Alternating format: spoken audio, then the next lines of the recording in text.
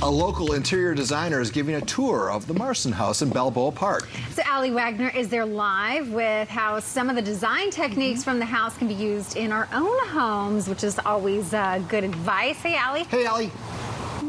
Yeah, you guys, good morning. We're here in Balboa Park at the Marston house, a historic house ever. And I have Joan Peters Designs who is here. So tell me a little bit about the house itself and why we're here. Well, the reason why we're here is to talk about the new minimalist movement, which is really popular with millennials. And it's all about less is more and easy living. And the funny part is you may be wondering if we're going to talk about that, and I am going to show you the 5 different things that we can incorporate in a house like this into our homes that express the millennial and the minimalist movement. You may be wondering, why are we standing here? Well, in the early 1900s, a man named George Marston, this is the Marston house, and it sits next to Balboa Park.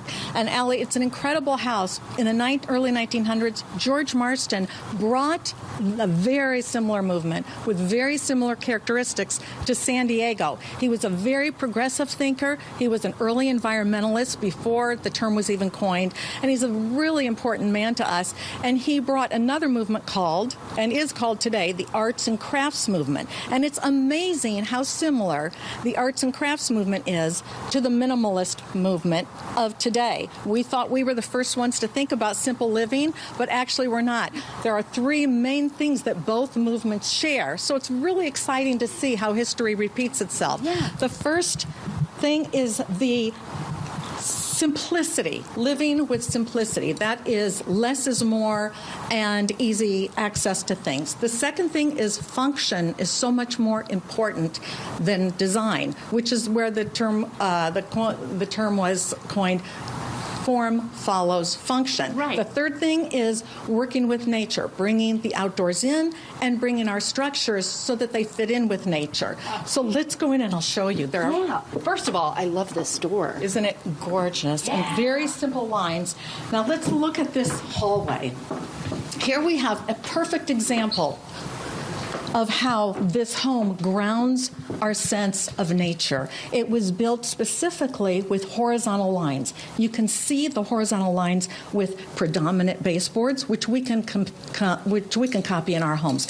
With the moldings with extra wide doorways, which we may or may not be able to copy in our homes.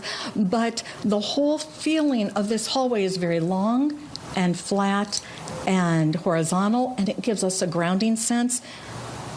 And it gives us a very good feel of nature. So basically, feel of nature in the hallway. Let's walk in now to the library. Oh my gosh, this is such a neat room. Isn't this gorgeous? And this is another example of function following form. Because if you look at all the walls, we have built-ins, and that was a very big thing, like it is in our situation with the minimalist design, where less furniture, more built-ins, and you can get things like this at places around town. Then you can put them against your wall, and it can look like built-ins, but these bookshelves do 2 things. Number one, they provide a function. Even if it's not books, because we don't end up with a lot of books in our lifestyle, even if it's open storage of things that we use, that's one thing.